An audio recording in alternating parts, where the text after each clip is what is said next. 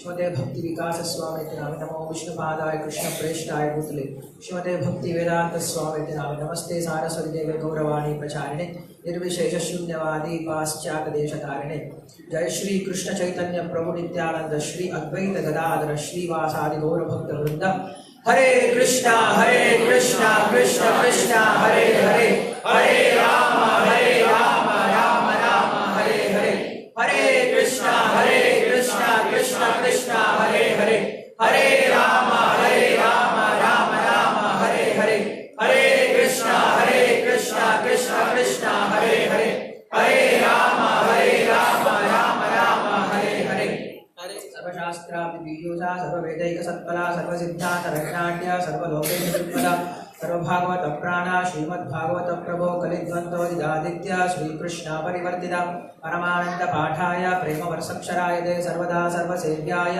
श्रीकृष्णाय नमोस्तुते मदेकबन्धो मत्सन्तो मद्गुरो मन्महाधना मन्निस्तारक मद्भाग्य मदानंद नमोस्तुते असाधु साधु दादायि नति नीचोतचाकरा आनमुञ्चकदा श्रीमा प्रेम्णा हृत्कण्ठयोस्फुराः ओम नमो भगवते वासुदेवाय नमो भगवते वासुदेवाय नमो भगवते वासुदेवाय जय जय श्री चैतन्य जय नित्यानंद जय अद्वैत चंद्र जय गौर भक्त वृंदा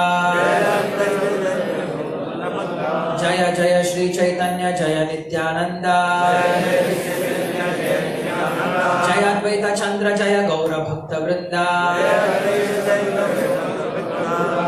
प्रविश्यवाचमां प्रसुप्तां संजीव्यत्तकिल शक्तिधरस्वदाम्ना अन्यां हस्तचरणश्रवणत्वगादीन् प्राणा नमो भगवते पुरुषाय तुभ्यं मान्त्वस्मात् पुरुहूतवैरिबलवन् मातङ्गमाद्यत्कटा कुम्भोच्चाद विपाटनादि कपट प्रत्येक वज्रायुधाः श्रीमत्कण्ठीरवास्य प्रदर्शनकर नारिदारादि दूर प्रद्वस्तत्पान् तशान्त प्रवितमनसा भाविता भूरि भागैः।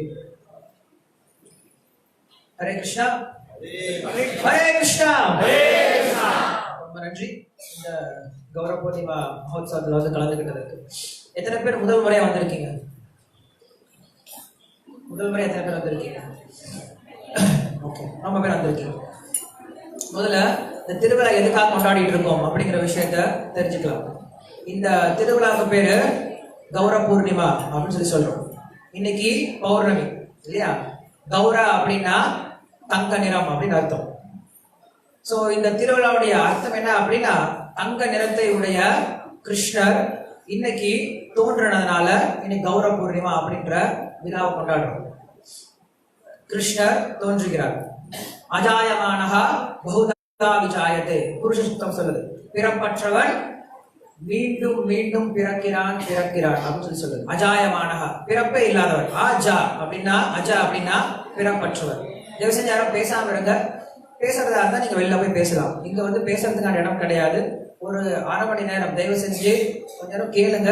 ஏன்னா இங்க வந்ததோடைய முக்கியமான நோக்கமே நான் பக்தி சேவை செய்யலாம் அப்படின்ட்டு.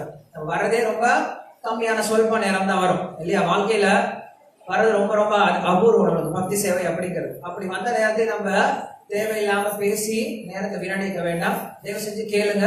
அதுக்கப்புறம் நம்ம பிரசாதம் வாங்குறது, பிரசாதம் டிஸ்ட்ரிபியூட் பண்றது, மற்ற விஷயம் எல்லாமே அப்புறம் பார்க்கலாம்.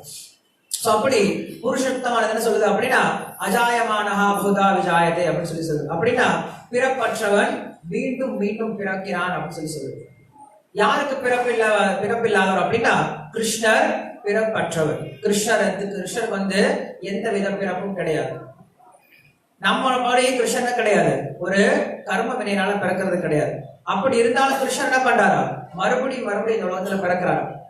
அதுக்கான காரணம் என்ன அப்படின்னா ஒரே ஒரு விஷயம் தான். கிருஷ்ணர் இந்த உலகத்துக்கு வர்றதுக்கான காரணம் என்ன அப்படின்னா ஒரே ஒரு காரணம் தான். ஏன்னா இந்த உலகம் அவ்வளவு ஒரு நல்ல இடம் கிடையாது கிருஷ்ணர் வந்து தங்குற அளவுக்கு. கிருஷ்ணர் கீழே இறங்கி வர அளவுக்கு இந்த உலகம் ஒன்றும் அவ்வளவு ஒரு சொர்க்க பூமி மாதிரி ஒரு ரசிக்கத்தக்க இடமும் கிடையாது. பட் இருந்தாலும் என்ன பண்றார், கிருஷ்ணர் கருணையோட கீழே இறங்கி வர்றதுக்கான ஒரே ஒரு காரணம், இந்த கஷ்டப்படக்கூடிய ஆத்மாக்களை மறுபடியும் தன் பால் சேர்த்திக்கிறதுக்காக தான் கிருஷ்ணர் வர்றார். மமைவாம்சோ ஜீவலோகே ஜீவபூத சனாதனஹ மனஷஷ்டானி இந்திரியாணி பிரகிருதிஸ்தானி கரிஷதி. கிருஷ்ணர் பகவத்கீதை சொல்றார், நம்ம எல்லாருமே கிருஷ்ணருடைய அம்சங்கள். மமைவாம்சா, நம்ம எல்லாரும் கிருஷ்ணனுடைய அம்சங்கள். அப்படி கிருஷ்ணனுடைய அம்சங்களா இருக்கிறோம் அப்படின்னா அதுக்கான அர்த்தம் என்ன அப்படின்னா, நம்மளும் கிருஷ்ணரை போல என்னைக்குமே சச்சிதானந்த ரூபத்தோட என்னைக்குமே நிரந்தரமாகவும் அறிவு நிறைந்தவர்களாகவும் ஆனந்தம் உடையவர்களாகவும் இருக்க வேண்டியது நம்மளுடைய இயற்கை நிலை. ஆனா நம்ம இப்ப இன்னைக்கு ஆனந்தமா இருக்கிறோமா அப்படின்னா யாரும் இருக்கிறது கிடையாது. எவ்வளவு முன்னேற்றம் வந்த பின்னாடியும் கூட இன்னைக்கு நம்மளுக்கு ஆனந்தம் அப்படிங்கிறது எட்டா கடையாதான் இருக்கு. நம்ம என்ன பண்ணிட்டு இருக்கோம், ஆனந்தம் வரப்போகுது, இதை பண்ணிட்டு ஆனந்தம் வந்துடும், இந்த எலெக்ஷன் முடிஞ்சா ஆனந்தம் வந்துடும், இந்த விஷயம் முடிஞ்சா அப்படின்னா நம்மளுக்கு ஆனந்தம் வந்துடும் அப்படின்ட்டு நம்ம என்ன பண்றோம், ஆனந்தத்தை நோக்கி போய்கிட்டே இருக்கோம். ஆனா யாருக்கும் ஆனந்தம் வந்த பாடு கிடையாது. சோ அதனால என்ன பண்றாரு கிருஷ்ணர், நமக்கு என்ன சொல்றாரு, நீங்க ஆனந்தமா இருக்க வேண்டியவங்க, உங்களுக்கு ஆனந்தம் தேவை, ஆனந்தமயோ அபியாசாத் அப்படின்னு சொல்லி சொல்றாங்க. நம்ம எல்லாரும் ஆத்மாக்களா இருக்கிறதுனால கிருஷ்ணரை போலவே நம்மளும் இன்னைக்கு ஆனந்தமா இருக்கணும் அப்படின்ற எண்ணம் உடையவர்கள். ஆனா நம்மளால இன்னைக்கு ஆனந்தமா இருக்க முடியறது கிடையாது. காரணம் என்ன அப்படின்னா, கிருஷ்ணர் சொல்றாரு, இந்த உலகத்தில் நம்மளால ஆனந்தமா இருக்க முடியாது. இந்த உலகத்துல நீங்க எவ்வளவு முயற்சி செஞ்சாலுமே கூட இந்த உலகமானது நம்மளுக்கு ஆனந்தத்துக்கான இருப்பிடம் கிடையாது. தயவு செஞ்சு உபன்யாசம் நடக்கிற வரைக்கும் யாரும் முன்ன பின் நடந்துட்டு இருக்க வேண்டாம். இது ஒரு சின்ன ஒரு எட்டிகேட். உபன்யாசம் நடக்கும்போது மற்றவங்களுக்கு தொந்தரவு கொடுக்காம அது வந்து எனக்கும் நடக்காது. சோ அப்படி இந்த உலகத்துல ஆனந்தம் தேடி அலையக்கூடிய அந்த ஆத்மாக்களுக்கு கிருஷ்ணர் சொல்லக்கூடிய விஷயம் என்னது, மமைவாம்சோ ஜீவலோகே ஜீவபூத சனாதனஹ மனஷஷ்டானி இந்திரியாணி பிரகிருதிஸ்தானி கரிஷதி. நீங்க ஆனந்தத்தை எதிர்பார்த்தாலுமே கூட உங்களுக்கு இங்க ஆனந்தம் கிடைக்கிறது கிடையாது. காரணம் என்ன அப்படின்னா, மனஹா ஷஷ்டானி இந்திரியாணி பிரகிருதிஸ்தானி கரிஷதி. நம்ம கூட என்னென்ன இருக்கு, மனம் இருக்கு, புலன்கள் இருக்கு.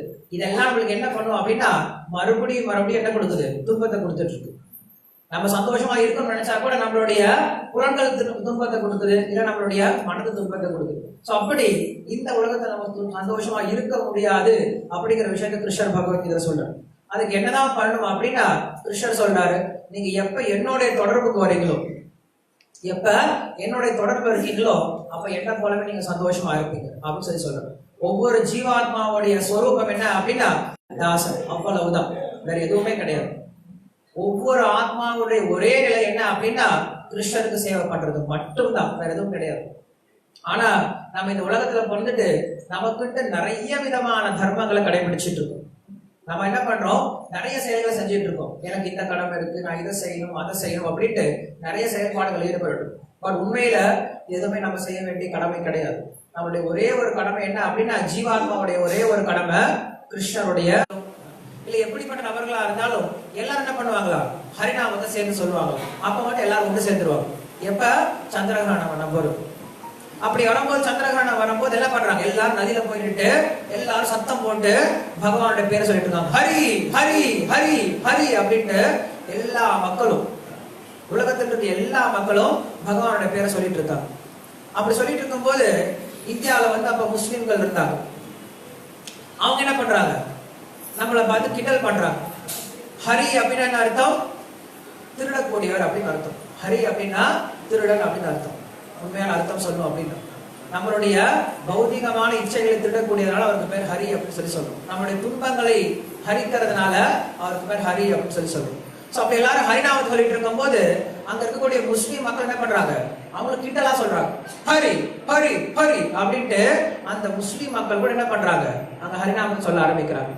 சோ அப்படி உலகம் முழுக்க எல்லாருமே இந்த ஹரிநாமத்தை சொல்லும் பொழுது அந்த சமயத்துல என்ன பண்றாரு, சைத்தன்ய மகாபிரபு இந்த உலகத்துல அவதாரம் பண்றாரு. எப்ப அந்த இங்க இருக்கக்கூடிய நிலவானது மறைக்கப்படுதோ, கிரகத்தினால மறைக்கப்படுதோ, அப்ப சைத்தன்ய சந்திரா அப்படின்ற ஒரு நிலவானது இந்த உலகத்துல தோற்றுவிக்கப்படுது, இந்த உலகத்துல தோன்றுறார். சோ கிருஷ்ணருடைய நேரடி அவதாரம் ஸ்ரீ சைத்தன்ய மகாபிரபு அப்படின்னு சொல்லி சொல்றோம். எப்படி புரிஞ்சுக்கிறது கிருஷ்ணருடைய அவதாரம் அப்படின்ட்டு சைத்தன்ய மகாபிரபு நம்ம சொல்றோம், எப்படி அதை தெரிஞ்சுக்கிறது? ஃபர்ஸ்ட் நம்ம என்ன புரிஞ்சுக்கிட்டோம், சைத்தன்ய மகாபிரபு இன்னைக்கு தோன்ற நாள் அப்படிங்கறத புரிஞ்சுக்கிட்டோம். கௌர பூர்ணிமா அப்படின்னா ஸ்ரீ சைத்தன்ய மகாபிரபு தோன்றிய நாள். சரி, ஸ்ரீ சைத்தன்ய மகாபிரபு யாரு அப்படின்னா அவர் சாக்ஷாத் பகவான் ஸ்ரீ கிருஷ்ணர். சரி, பகவான் ஸ்ரீ கிருஷ்ணர் அப்படின்னா அதுக்கு என்ன சாட்சி இருக்கு இல்லையா? நீ நிறைய பேர் என்ன சொல்றாங்க, நான் தான் பகவான், நிறைய பேர் சொல்லிட்டு இருக்காங்க இல்லையா? நீ நிறைய பேரு தன்னைத்தானே கடவுள் சொல்லிட்டு இருக்கோம், நிறைய பேர் இருக்காங்க, நிறைய போலி குருக்களும் நிறைய போலி அவதாரங்கள் என்ன பண்றாங்க, தன்னைத்தானே கடவுள் சொல்லிட்டு இருக்காங்க. சோ அப்படிப்பட்ட ஒரு போலி அவதாரமா இருக்க முடியுமோ அப்படின்ட்டு ஒரு சிலர் கேள்வி கேட்கலாம். அதுக்கான பதில் என்ன அப்படின்னா, ஒரு அவதாரம் அப்படின்னா அந்த அவதாரத்தை நம்ம எப்படி தெரிஞ்சுக்கிறோம் அப்படின்னா சாஸ்திரத்துல தெரிஞ்சுக்கிறோம். இவர் அவதாரம் அப்படிங்கறத நம்ம எங்க தெரிஞ்சுக்கிறோம், சாஸ்திரத்துல தெரிஞ்சுக்கிறோம். சாஸ்திரம் மட்டும்தான் நம்மளுக்கு இறுதியான சாட்சி. குரு சாது சாஸ்திரம் அப்படின்னு சொல்லி சொல்றோம். இல்லைன்னா யார் வேணா தன் அவதாரம் சொல்லிக்கலாம். உதாரணம் சொல்லணும் அப்படின்னா புத்தரும் அவதாரம் தான் சொல்லி சொல்லப்படுது. எப்படி நம்ம தெரிஞ்சுக்கலாம், ஸ்ரீமத் பாகவத்துல புத்தர் தோன்றுவார் அப்படின்ற அங்க விஷயம் இருக்கு, குறிப்பு இருக்கு. சோ புத்தர் தோன்ற விஷயத்தை நம்ம ஸ்ரீமத் பாகவத புராணத்துல தெரிஞ்சுக்கணும்.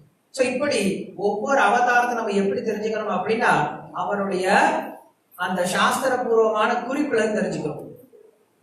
ரெண்டாவது விஷயம் என்ன அப்படின்னா அந்த அவதாரம் என்ன பண்ணுவாங்க அப்படின்னா அசாதாரணமான காரியங்களை செய்வாங்க. யாருமே செய்ய முடியாத காரியங்களை அவர்கள் செய்வார்கள். அது அவதாரத்தினுடைய இரண்டாவது குணம். அவதாரத்தினுடைய மூணாவது குணம் என்ன அப்படின்னா அந்த அவதாரமானது எல்லாரையும் ஈர்ப்புடையதா இருக்கும். அந்த அவதாரம் என்ன பண்ணும், எல்லாரையும் கவரக்கூடியதா இருக்கும். நாலாவது அந்த அவதாரமானது பகவானுடைய ஒரு குறிப்பிட்ட சக்தியவோ இல்ல பகவானுடைய எல்லா சக்தியும் வெளிப்படுத்தக்கூடிய தன்மையை கொண்டிருக்கு. இதுதான் அவதாரம் அப்படின்னு சொல்லி சொல்லுங்க. சரி, இப்ப நான் 4 விஷயம் சொல்லியிருக்கேன் இல்லையா? என்ன சொல்லியிருக்கேன்? ஒண்ணு குரு சாது சாஸ்திரம் சொல்லியிருக்கும், அவங்க அவதாரம் அப்படின்ட்டு. ரெண்டாவது அசாத்தியமான காரியங்களை செய்யக்கூடியவரா இருக்கார். மூன்றாவது அனைவரையும் ஈர்க்கக்கூடியவரா இருக்கார். நான்காவது பகவானுடைய குணங்களை வெளிப்படுத்தக்கூடியவரா இருக்கார். சரி, இது ஸ்ரீ சைத்தன்ய மகாபிரபு கிட்ட இருக்கா அப்படின்னு பாத்தீங்க அப்படின்னா கண்டிப்பா எல்லாமே பொருந்தி இருக்கு. முதல் விஷயமான சாஸ்திர பூர்வா தெரிஞ்சுக்கிறது. சாஸ்திர பூர்வா தெரிஞ்சுக்கிறது அப்படின்னா நம்மளுக்கு ஸ்ரீமத் பாகவத்துல நேரடியா ஸ்லோகம் சொல்லப்பட்டிருக்கு. என்னது? கிருஷ்ணவர்ணம் துஷாகிருஷ்ணம் சாங்கோ பாங்கஸ்திர பார்ஷதம் யஜ்ஞை சங்கீர்த்தன பிராயை யஜந்திஹி சுமேதசா. இந்த ஸ்லோகமானது 11வது காண்டத்துல ஸ்ரீமத் பாகவதம் சொல்லப்பட்டிருக்கு. என்ன சொல்றாங்க இந்த ஸ்லோகத்துல? ஸ்ரீ சைத்தன்ய மகாபிரபு இந்த கலியுகத்துல தோன்றி இந்த ஹரிநாம சங்கீர்த்தனத்தை பிரச்சாரம் பண்ணுவார் அப்படின்னு இந்த ஸ்லோகம் சொல்லுது. கிருஷ்ணவர்ணம் துஷா ஆகிருஷ்ணம். கிருஷ்ணவர்ணம் அப்படின்னா என்னது? கிருஷ்ணருடைய வர்ணம். கிருஷ்ணருடைய வர்ணம் என்னது? கிருஷ்ணருடைய கலர் என்னது? கருப்பு. துஷா ஆகிருஷ்ணம். கருப்புக்கு ஆப்போசிட் எல்லோ இல்லையா? இல்ல ஒயிட் கலர் அப்படின்னு சொல்லி சொல்லலாம். இல்ல பிரகாசிக்கக்கூடிய கலர் அப்படின்னு சொல்லி சொல்லலாம். சோ கிருஷ்ணரே தான். ஆனா எப்படி வருவாரா? கிருஷ்ணருடைய கலர்ல வரமாட்டான். கிருஷ்ணருக்கு ஆப்போசிட் கலர்ல வருவாராம். அதான் கிருஷ்ணவர்ணம் துஷா ஆகிருஷ்ணம். அவர் எப்படி வருவாரா? சாங்கோ பாங்கஸ்திர பார்ஷதம். கிருஷ்ணர் பொதுவா வரும்போது நிறைய ஆயுதங்களோட வருவார். ராமர் எப்படி வந்தார்? வில்லாமோட வந்தார். அவங்க அம்மா சொல்றாங்க காட்டுக்கு போப்பான்னு சொல்லி சொல்றாங்க. காட்டுக்கு போய் தபஸ்யா பண்ணப்பான்னு சொல்லி சொல்றாங்க. காட்டுக்கு போனா எப்படி போகணும்? கமண்டலமும் ஜபமாலையும் கொண்டு போகணும். ஆனா ராமர் எப்படி பண்ணாரு? கிளம்புன உடனே ஃபர்ஸ்ட் வில்லாம தான் எடுத்தாரு. வில்லாம விட்டு போல அவருடைய ஆயுதம் வந்தான். கிருஷ்ணருக்கு நிறைய ஆயுதங்கள் இருக்கு. வராகருக்கு ஒரு ஆயுதம் இருக்கு, நரசிம்மருக்கு ஆயுதம் இருக்கு, விஷ்ணுவுக்கு ஆயுதம் இருக்கு. சோ இப்படி எல்லாருமே என்ன பண்றாங்க? ஒவ்வொரு ஆயுதங்களோட தான் என்ன பண்றாங்க? வெளியில வராங்க. அவதாரத்துல வந்து தன்னை காட்டிக்கிறாங்க. ஆயுதங்கள் எதுக்கு உபயோகப்படுத்துறாங்க? அசுரர்களை அழிக்கிறதுக்காக உபயோகப்படுத்திட்டு இருந்தாங்க. அதே மாதிரி வரும்போது தனியா வர மாட்டார். கிருஷ்ணர் தனியா வர மாட்டார். கிருஷ்ணர் என்ன பண்ணுவாரு? தன்னுடைய எல்லா பரிவாரங்களையும் கூட்டிட்டு வருவார். ஒரு ராஜா ஒரு இடத்துக்கு போறாங்க, எப்படி போவாரு? தனியெல்லாம் போக மாட்டார். எப்படி போவாரு? தன்னுடைய முழு பரிவாரங்களையும் கூட்டிட்டு போவார். அதான் இங்க சொல்றாங்க சாங்கோ பாங்கஸ்திர பார்ஷதம். சைத்தன்ய மகாபிரபு என்ன பண்றாரு? தனியா வரலையும். அவர் என்ன பண்றாரு? தன்னுடைய எல்லா பக்த சகாக்களோட சேர்ந்து இந்த உலகத்துல வந்து இறக்குறாரு. அதே மாதிரி சைத்தன்ய மகாபிரபு ஒரு ஆயுதத்தை கொண்டு வந்தார். எல்லாரும் ஒரு ஆயுதத்தை கொண்டு வராங்க. சைத்தன்ய மகாபிரபு ஒரே ஒரு ஆயுதத்தை கொண்டு வந்தார். அந்த ஆயுதம் என்னது? அவருடைய அழகு. சைத்தன்ய மகாபிரபு என்ன ஆயுதத்தை உபயோகப்படுத்தினார் அப்படின்னா அவருடைய அழக ஆயுதமா உபயோகப்படுத்துறார். அந்த அழகை பார்த்து மயங்காதவங்க யாருமே கிடையாது. சைத்தன்ய மகாபிரபு ஒரு முறை பார்த்துட்டாங்க அப்படின்னா அதுக்கப்புறம் உங்க வீட்டுக்கே போக தோணாது. பின்னாடியே வருவாங்க எல்லாருமே. சைத்தன்ய மகாபிரபு பின்னாடியே வந்துருவாங்க. அவங்க வீடு வாசல் எல்லாத்தையும் மறந்து போயிட்டு அவர் பின்னாடியே வந்துருவாங்க. அவ்வளவு அழகா இருப்பாரு. அவரை பத்தி சொல்லும் பொழுது அவர் சைத்தன்ய மகாபிரபுடைய உடல் எப்படி இருக்கும் அப்படின்னு சொல்லி சொல்றாங்க. அவருடைய கைகள் வந்து நீளமா அவருடைய முட்டி வரைக்கும் இருக்குமா. அவருடைய கண்கள் வந்து நல்லா நீண்ட தாமரை இதழ் மாதிரி இருக்குமா. அவருடைய புஜங்கள் எல்லாமே நல்லா உருண்டையா நல்லா போஷா கூட இருக்குமா. அவர் கழுத்துல கட்டி மாலை போட்டுக்கிட்டு, துளசி மாலை போட்டுக்கிட்டு, நெத்தில திலகம் விட்டுக்கிட்டு, வாயில எப்பயுமே ஹரே கிருஷ்ணா மந்திரத்தோட இருப்பாரு. சோ இப்படிப்பட்ட சைத்தன்ய மகாபிரபுவை பார்த்துட்டு மயங்காதவங்க யாருமே கிடையாதுன்னு சொல்லி சொல்றாங்க. சோ அப்படி சைத்தன்ய மகாபிரபு என்ன பண்றாரு? இந்த உலகத்துல அழகு அப்படின்ற ஆயுதத்தை கொண்டு வந்தார். சரி, பொதுவா அவதாரம் வந்து என்ன பண்றாங்க? கிருஷ்ணர் சொல்றாரு இல்லையா பகவத்கீதையில, அவதாரத்தோட நோக்கம் என்னது? எல்லாருக்கும் அந்த ஸ்லோகம் தெரியும். மகாபாரதம் ஆரம்பிக்க முன்னாடி அந்த ஸ்லோகம் சொல்லுவாங்க. அவதார நோக்கம் என்னது? பரித்ராணாய சாதுனாம் விநாசாய ச துஷ்கிருதாம் தர்ம சம்ஸ்தாபனார்த்தாய சம்பவாமி யுகே யுகே. இதுதான் வந்து கிருஷ்ணர் சொல்றார் ஒவ்வொரு அவதாரத்தோட நோக்கம் அப்படின்னு சொல்லி சொல்றாரு. என்ன சொல்றாரு? பரித்ராணாய சாதுனாம், சாதுக்களை காப்பதற்காக, விநாசாய ச துஷ்கிருதாம், துஷ்டர்களை அழிப்பதற்காக, தர்ம சம்ஸ்தாபனார்த்தாய, தர்மத்தை நிலைநாட்டுவதற்காகவும், சம்பவாமி யுகே யுகே, நான் என்ன பண்றேன்? பிறவிதோறும் பிறக்கிறேன் அப்படின்னு சொல்லி சொல்றேன். ஒவ்வொரு யுகம் தோறும் நான் பிறக்கிறேன் அப்படின்னு சொல்லி சொல்றேன். மொத்தம் எத்தனை யுகம் இருக்கு? 4 யுகம் இருக்கு. சத்தியயுகம் இருக்கு, திரேதாயுகம் இருக்கு, துவாபர யுகம் இருக்கு, கலியுகம் இருக்கு. சோ பகவான் என்ன பண்றாரு? ஒவ்வொரு யுகத்திலையும் பிறக்கிறார். பிறந்து என்ன பண்றாரு? சாதுக்களை பாதுகாக்கிறார், அசுரர்களை அழிக்கிறார், தர்மத்தை நிலைநாட்டுறார். சோ இதுக்காக பகவான் பிறக்கிறார் அப்படின்னு சொல்லி சொல்றாரு. இதே விஷயத்த சைத்தன்ய மகாபிரபு பண்றார். சாதுக்களை காக்கிறார் அப்படின்னு சொல்லி சொல்றோம். சாதுக்களை ஏன் காக்குறாரு? என்னைக்காவது நம்ம பார்த்தோம் அப்படின்னா சாதுக்கள் என்னைக்காவது பகவானோட உதவி நாடி இருக்காங்களா? சாதுக்கள் என்னைக்காவது, உண்மையான பக்தர்கள் என்னைக்காவது என்ன காப்பாத்து கிருஷ்ணா அப்படின்னு என்னைக்காவது கேட்டிருக்காங்களா, புறம்பு இருக்காங்களா அப்படின்னா கிடையாது. சாதுக்களுக்கு எந்த அந்த ரட்சணையும் தேவை கிடையாது. ஏன்னா எப்பயுமே அவங்க எப்படிதான் இருக்காங்க, பகவானுடைய பாதுகாப்புல தான் இருக்காங்க.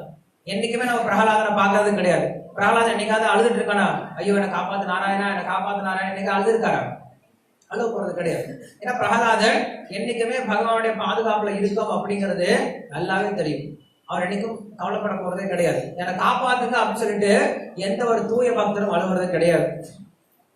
அதுக்கப்புறம் வருது என்னது, விநாசாயச துஷ்கிருதம். பகவான் என்ன பண்றாரா, அசுரர்களை அழிக்க வர அப்படின்னு சொல்லி சொல்றாரு. சரி, சத்தியுகத்துல அசுரர்களை பகவான் அழிக்கிறதுக்கு வர்றார். சத்தியுகத்துல பார்த்தோம் அப்படின்னா எந்த அசுரர்களை பகவான் அழிச்சாரு? சத்தியுகத்துல எந்த அசுரர்கள் அழிச்சாரு? இரண்யாக்ஷன், இரண்யகசிபு. யார் அழிச்சது? வராக அவதாரத்தை எடுத்தும் நரசிம்ம அவதாரத்திலையும் அழிச்சார். சாஸ்திரம் என்ன சொல்லுது அப்படின்னா முதல் யுகமான சத்தியுகத்துல அசுரர்கள் எல்லாமே வேற வேற கோள்ல இருந்தாங்களாம். வேற என்ன சொல்றது, வேற கிரகத்துல இருந்தாங்களாம். அப்படி என்ன பண்றாங்க, அந்த அவதாரங்கள் பிறந்து அந்த கிரகத்துக்கு போய் அங்க இருக்கக்கூடிய அசுரர்களை அங்க அழிக்க போறாங்க. அடுத்தது இரண்டாவது யுகம் வருது, என்னது? திரேதாயுகம். திரேதாயுகத்துல யார் வராங்க? ராமச்சந்திரர் வர்றார். ராமச்சந்திரன் யார் அழிக்கிறாரு? நிறைய ராவணாதி அசுரர்கள் அழிக்கிறார். அங்க என்ன சொல்லப்படுது அப்படின்னா சாஸ்திரத்துல அந்த இரண்டாவது யுகமான திரேதாயுகத்துல அசுரர்கள் எல்லாமே வேற நாட்டுல இருந்தாங்களாம். அப்ப என்ன பண்றாரு, ஒரு நாட்டுல இருந்து இன்னொரு நாட்டுக்கு போய் அங்க இருக்க அசுரர்கள் எல்லாத்தையும் அழிக்க வேண்டியதா இருந்தது. அடுத்தது மூணாவது யுகம். மூணாவது யுகம் என்னது? துவாபர யுகம். துவாபர யுகத்துல யார் வந்தாங்க?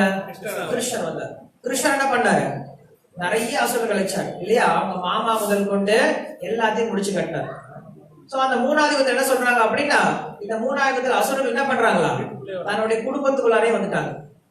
முன்னாடி வேற கிரகத்துல இருந்தாங்க, வேற நாட்டுல இருந்தாங்க, இப்ப எங்க வந்துட்டாங்க? ஒரு குடும்பத்துக்குள்ளாரே வந்துட்டாங்க. அதனால குடும்பத்துக்குள்ள இருக்கவங்க எல்லாத்தையுமே அழிக்க வேண்டியதா இருந்துச்சு. அடுத்தது நாலாவது யுகம் வந்துச்சு, என்னது? கலியுகம். சோ கலியுகத்துல அசுரர்கள் எங்க இருக்காங்க? எங்கேயும் கிடையாது, இங்கதான் இருக்காங்க இல்லையா? நமக்குள்ளார ஒவ்வொருத்தருக்குள்ளாரையும் ஹிரண்யாக்ஷன், ஹிரண்யகசிபு, ராவணன், தண்டவக்ரன், சிசுபாலன், கம்சன் எல்லாம் உலக உட்கார்ந்து இருக்காங்க. அப்பப்ப வெளில வந்து பார்த்துட்டு போவாங்க இல்லையா? அன்னைக்கு இருந்த எல்லா விதமான அயோக்கியர்களும் எல்லா விதமான அசுரர்களும் ஒரே இடத்துல கூடியிருக்கிறது அப்படின்னு எங்கதான்? நம்ம தான். எல்லாருக்குமே தெரியும். யாருமே இதுல வந்து மறுப்பு சொல்றதுக்கான வாய்ப்பே கிடையாது. வெளியில நம்ம நடிச்சுட்டு இருக்கலாம் இல்லையா? வெளியில நம்ம ரொம்ப உத்தவர்களா நடிச்சுட்டு இருக்கலாம். நான் நல்லவன்பா, என்ன மாதிரி யார் இருக்காங்க? நம்ம ஜென்டில்மேன் இல்லையா? நல்ல குடும்பம் இருக்கு, நல்ல வியாபாரம் இருக்கு, நல்ல குழந்தைகள், நல்ல மனைவி, நல்லா பார்த்துட்டு இருக்கு, நல்லா தான் இருக்கு. அப்படி நம்ம வெளிப்படையா சொல்லாமே தவிர உள்ள எவ்வளவு அழுக்கு இருக்கு அப்படிங்கிறது நமக்கு தெரியும். நம்ம விட கிருஷ்ணனுக்கு நல்லாவே தெரியும் இல்லையா? நமக்குள்ள எவ்வளவு அழுக்கு இருக்கு அப்படின்ட்டு நம்மளை விட கிருஷ்ணன் நல்லாவே தெரியும்.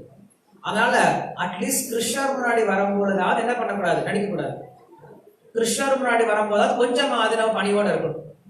நம்ம வெளியே போகும்போது என்ன பண்றோம், நம்மளுடைய எல்லா விதமான அயோக்கியத்தனத்தையும் மூடிக்கிட்டு என்ன பண்றோம், மறைச்சுக்கிட்டு ரொம்ப நல்லா நடிச்சிட்டு இருக்கோம். வெளில போய் ரொம்ப மினுமினுப்பா நடிச்சிட்டு இருக்கோம். நல்லவன்ற உத்தமன்ற பேர்ல எல்லார்கிட்டையும் மரியாதை எதிர்பார்க்கிறோம். ஆனா கிருஷ்ணர் கிட்ட வரும்போதாவது கொஞ்சம் நம்ம யோசிக்கணும். நம்மளை பத்தி தெரியுமா தெரியாது? அவருக்கு நல்லாவே தெரியும். நம்மளுடைய இதயத்துக்குள்ளார என்ன இருக்குன்னு தெரியும், நம்ம என்ன பண்ணிட்டு இருந்தோம்னு தெரியும், இப்ப என்ன செய்ய போறோம் அப்படிங்கிறது நமக்கு நல்லா தெரியும். அதனால கிருஷ்ணர் முன்னாடி வரும்போதாவது எப்படி இருக்கணும், கொஞ்சமாவது பணிவா நடந்துக்கணும். ஏன்னா கிருஷ்ணருக்கு தெரியும் நம்ம எப்படிப்பட்டவங்க அப்படின்னு. அப்படி எல்லா விதமான அசுரர்களும் நமக்குள்ளாரே இருக்கிறதுனால கிருஷ்ணர் என்ன பண்றாரு, இந்த கலியுகத்துல எல்லாத்தையும் அழிச்சாகும். எல்லாத்தையும் அழிச்சிட்டாரு அப்படின்னா இந்த கலியுகத்துல யாருமே மிஞ்ச மாட்டாங்க. எல்லாத்தையும் அழிக்கிற நேரம் அப்படிங்கிற ஒண்ணு இருக்கு. அது எப்போது? கலியுகத்தினுடைய கடைசியில வருவார். யாரு?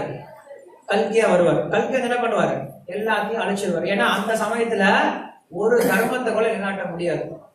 அப்ப எப்படி இருக்கும் அப்படின்னா மக்கள் எந்த அளவுக்கு மோசமா போயிடுவாங்க அப்படின்னா கலியுகத்தினுடைய வர்ணனை வந்து ஸ்ரீமத் பாகவத்தில் கொடுக்கப்பட்டிருக்கு. நல்லா கேளுங்க, கலியுகம் எப்படி இருக்கும் அப்படின்ட்டு ஸ்ரீமத் பாகவத்தில் வர்ணனை கொடுக்கப்பட்டிருக்கு. அந்த கலியுகத்தோட வர்ணனையை பத்தி பேசும் பொழுது அங்க இருக்கக்கூடிய எல்லா ரிஷிகளும் ஐயோ அப்படின்னு சொல்லிட்டு எல்லாரும் ஐயோன்னு சொல்லி சொல்றாங்க. அவ்வளவு மோசமா இருக்கும் கலியுகத்தினுடைய வர்ணனை. என்ன சொல்றாங்க? கலியுகத்துல மக்கள் உணவுப் பொருட்களை விற்பாங்க. நம்ம ஐயோன்னு சொல்ல மாட்டோம், அது எல்லாரும் பண்றாங்களே. கலியுகத்துல தண்ணிய மக்கள் விற்பாங்க. அந்த ரிஷிகள் ஐயோ அப்படியா, இவ்வளவு மோசமா போயிருமா, கலியுகம் இவ்வளவு மோசமா இருக்குமா அப்படின்னு நினைக்கிறாங்க. நம்ம என்ன பண்ண வேண்டியது? நார்மல் ஆயிடுச்சு, தண்ணி விற்கிறது அப்படிங்கிறது நார்மல் ஆயிடுச்சு. அன்னைக்கு ஆண்கள் எல்லாமே நீளமான முடிகளை வச்சுட்டு இருப்பாங்க, பெண்கள் எல்லாமே ஷார்ட்டா கட் பண்ணிப்பாங்க. எல்லாமே ஸ்ரீமத் பாகவதம் இருக்கு, நான் சொல்ல கிடையாது. குளிக்காம வெளியில வர்றது ரொம்ப நாகரீகம் அப்படின்னு நினைச்சிருப்பாங்க. நீங்க அதான் நடந்துட்டு இருக்கு. இன்னைக்கு கோயிலுக்கு கூட என்ன பண்றாங்க, ஒரு சிலர் சின்ன சின்ன ட்ரௌசர் போட்டுட்டு கோயிலுக்கு வராங்க. கொஞ்சம் கூட அவங்களுக்கு என்னவே கிடையாது நம்ம எங்க போறோம் அப்படின்ட்டு. உங்களுக்கு பத்மபூஷன் அவார்டு கொடுக்குறாங்கன்னு ராஷ்டிரபதி பவனை கூப்பிட்டு இருக்காங்க. பிரசிடன்ட் முன்னாடி போய் நிக்க போறோம். அங்க நீங்க பரமநாஸ் போட்டு போய் நின்று எப்படி இருக்கும்? ரொம்ப மோசமா இருக்கும் இல்லையா? ஏன்? ஒரு உயர்ந்த நபரை பார்க்கும் பொழுது எந்த மாதிரி உடை அணிஞ்சு போகணும் அப்படின்ற ஒரு வர்ணனை இருக்கு, ஒரு வரைமுறை இருக்கு. மனிதர்கள் அப்படி இருப்பாங்க கண்டிப்பா. அப்படி இருக்கும்போது கிருஷ்ணர் முன்னாடி வரும்போது எப்படி இருக்கணும் அப்படின்ற ஒரு வரைமுறை இருக்கு. கிருஷ்ணர் முன்னாடி பஃபூன் மாதிரி என்ன பண்றாங்க, ட்ரெஸ் போட்டு வரக்கூடாது. கிருஷ்ணர் எப்படி ட்ரெஸ் பண்றாரோ அந்த மாதிரி ட்ரெஸ் பண்ணுவாரு. கிருஷ்ணர் ட்ரெஸ் பண்றாரு, தோத்தி கட்டிக்கிறாரு, மேல சதரை போட்டுக்கிறாரு, குர்தா போட்டுக்கிறாரு. இந்த மாதிரி கிருஷ்ணர் மாதிரி நம்ம ட்ரெஸ் பண்ணிட்டோம் அப்படின்னா கிருஷ்ணர் நம்மளோட கனெக்ட் பண்ண முடியும். இல்லை அவர் பார்ப்பாரு, ஏதோ வேற கிரகத்துல வந்திருக்கா போல இருக்கு, சரிப்பா நீ வேலையை பார்த்துக்கோப்பா அப்படின்னு சொல்லி விட்டுருவாரு. அப்படி இந்த கலியுகத்துல என்ன பண்றாரு கிருஷ்ணர், சாட்சாத் கிருஷ்ணர் இந்த கலியுகத்துல அசுரர்கள் அழிக்கிறார். எப்படி அழிக்கிறார் அப்படின்னா அவங்களுடைய இதயத்தில் இருக்கக்கூடிய அசுர தன்மை அழிக்கிறார். அசுரர்கள் அழிக்க ஆரம்பிச்சார் அப்படின்னா எல்லாத்தையும் சாகடிக்கணும். அதனால என்ன பண்றாரு கிருஷ்ணர், உங்களுடைய பிரச்சனை என்ன அப்படின்னா நீங்க பிரச்சனை கிடையாது, உங்களுக்கு உள்ளார இருக்கு இல்லையா அந்த அசுரத்தன்மை தான் பிரச்சனை. நம்ம என்னைக்குமே பாவம் செய்யக்கூடிய நபரை வெறுக்கக்கூடாது. என்னத்தை வெறுக்கணும்? அவங்க செய்யக்கூடிய பாவத்தை தான் வெறுக்கணும். ஏன்னா ஒரு கட்டத்துல பார்த்தோம் அப்படின்னா எல்லாருமே நல்லவங்க தான், எல்லாருமே ஆத்மாக்கள் தான், எல்லாருமே கிருஷ்ணனுடைய சேவர்கள் தான், எல்லாருமே தூய பக்தர்கள் தான், கிருஷ்ணனுடைய தூய பக்தர்கள் தான். எல்லாருமே ஒரு கட்டத்துல கிருஷ்ணர் அடைய போறாங்க, எல்லாருமே கிருஷ்ணருக்கு ஒரு கட்டத்துல சேவை செஞ்சவங்க தான். ஆனா ஏதோ ஒரு காரணத்தினால இன்னைக்கு என்ன பண்ணிருக்காங்க, இந்த உலகத்துல கஷ்டப்பட்டு இருக்காங்க. இதான் சிஷ்டாச்சாரியர் சொல்றாரு. என்ன ஸ்லோகம் சொல்றாரு? ஏதோ ஒரு காரணத்தினால இங்க விழுந்துட்டேன் அப்படின்னு சொல்லி சொல்லுவாங்க. என்ன இந்த ஸ்லோகம் பாருங்க. ஐநந்த தனுஜா கிங்கரம் பதிதம் விஷமே பவாம் புதோ கிருபயா தவ பாத பங்கஜ ஸ்திததூல் சதுருஷம் விசிந்தயா அப்படின்னு சொல்லி சொல்றாரு. ஏதோ ஒரு வகையில ஏதோ ஒரு துரதிருஷ்டத்தினால நான் இன்னைக்கு இந்த கீழ உலகத்துல விழுந்துட்டேன், இன்னைக்கு கஷ்டப்பட்டு இருக்கும். ஆனா நம்மளுடைய ஒவ்வொருத்தருடைய நிலைமை என்ன அப்படின்னா கிருஷ்ணருக்கு சேவை பண்ணக்கூடியவங்க தான். ஒவ்வொருத்தரும் கிருஷ்ணருடைய தூய பக்தர்கள் தான், கிருஷ்ணருக்கு எல்லாருமே சமமானவர்கள் தான். அதனால எல்லாரையும் என்ன பண்றாரு கிருஷ்ணர் தூய்மைப்படுத்த முயற்சி பண்றாரு. என்ன பண்றாரு, அவங்க இதயத்தில் இருக்கக்கூடிய அந்த அசுரத்தன்மை எடுக்கிறார். அசுரத்தன்மை என்ன பண்ணலாம், நம்ம 6ஆ பிரிக்கலாம். அசுரத்தன்மை அப்படிங்கிறது 6 விஷயங்களா இருக்கு. என்னது?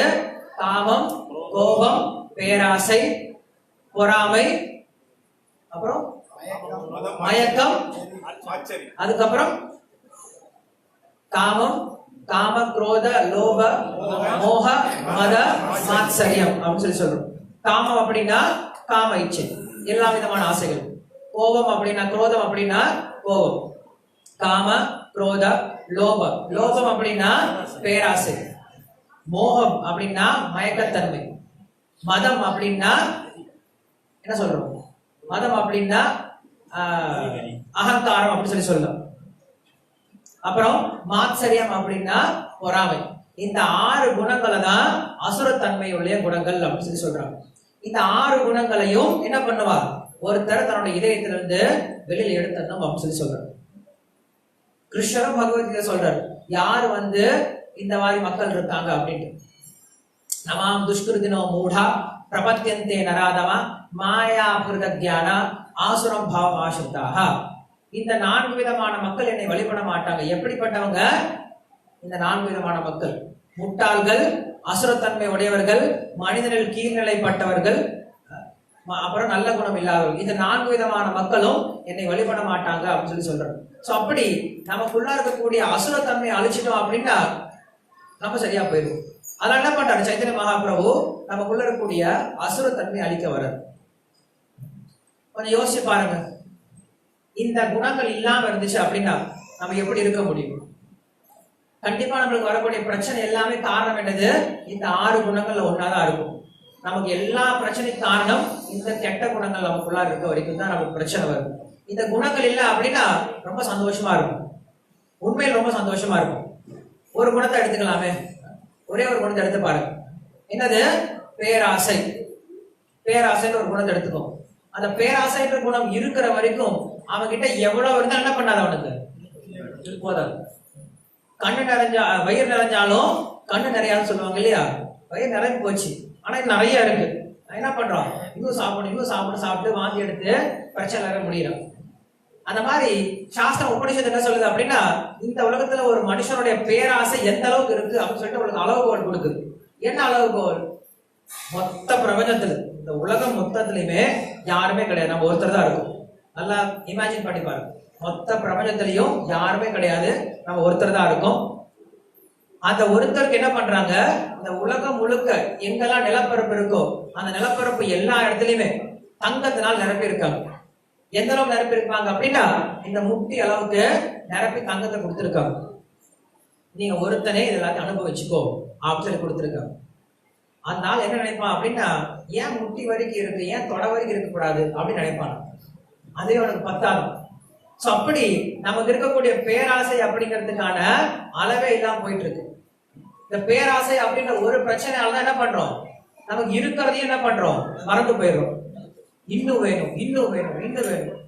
கண்டிப்பா என்ன வேணும் நம்மளுக்கு வாழ்க்கையில வாழ்றதுக்கு?